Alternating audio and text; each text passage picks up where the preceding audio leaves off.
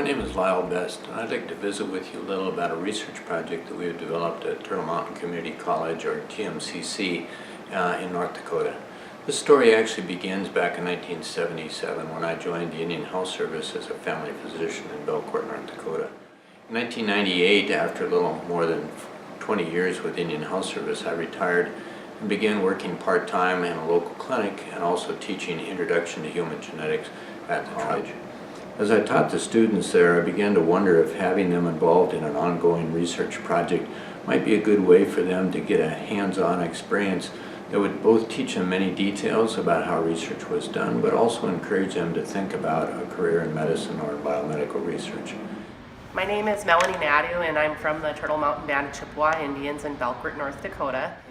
I ended up working in a telemarketing facility for 4.5 years. And during that time, I continued to take classes at the tribal college. And while I was taking classes, one of the classes that I took was genetics with Dr. Lyle Best. And I asked Dr. Best if he would consider being my mentor, and he said he would. And Dr. Best was actually the first mentor that I had ever had. It was very important to get a mentor because I was a first-generation college student, so I wasn't really sure how to navigate the education system and what I needed to do to be successful in school. And so by having Dr. Best as my mentor, he let me know that he had applied for a grant with INBRI and that he would like me to apply to be his research technician. At TMCC, I'd done certain kinds of biological research in the past, but never conducted research involving human participants. As you can imagine, this requires some strict regulations to make sure that it's done ethically. We were fortunate that the University of North Dakota had recently received a grant to increase the ability of similar state colleges and tribal colleges to conduct this kind of research. I've always been particularly interested in the complications of pregnancy and proposed studying a condition called preeclampsia, or what used to be called toxemia of pregnancy. This affects about 6% of pregnant women all across the globe and leads to the death of about 60,000 women each year.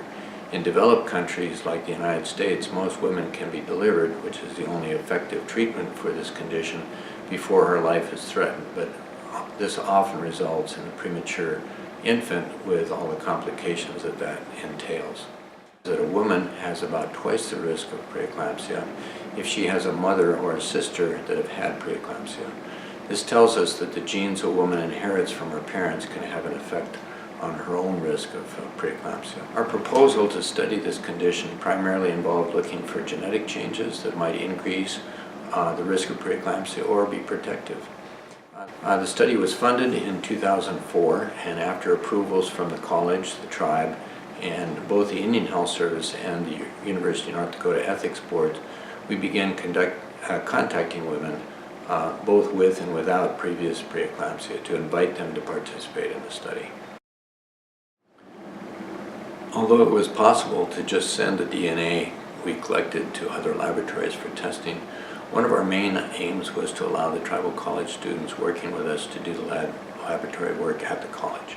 Being the research technician, I recruited participants into the study and was very successful at doing that. By the time I had left the project, I had recruited over 400 ladies into the study and collected blood samples from women throughout my community. It took us a few years, but by 2009 we had recruited about 250 participants and were able to publish our first results, including Melanie as an author. Since then, the number of women agreeing to help with our study has increased to over 550, and another North Dakota tribe has agreed to become involved. In 2013, we published probably our most important paper showing that having tiny changes in a gene called the C-reactive protein increased the risk of this condition. This was the first time this had been found and was seen in 2 other non-Indian populations as well. 6 tribal members were acknowledged for their scientific contribution as authors on this publication. Other researchers have used this lead to do further work which could allow preventive methods or treatment to be developed. We have also used these findings to guide our research at TMCC into a somewhat different form of genetic analysis that's related still to preeclampsia. The main objective of this project has always been to engage tribal college students in biomedical research. And I ended up working at the tribal college for just under 4 years with Dr. Best.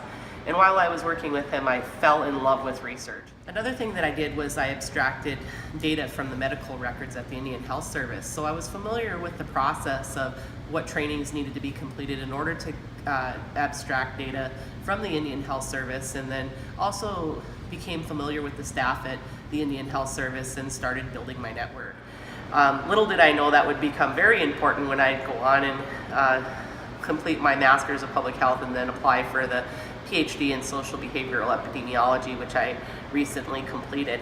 Since 2004, there have been 37 students and 3 research technicians from the local community that have been employed in this study.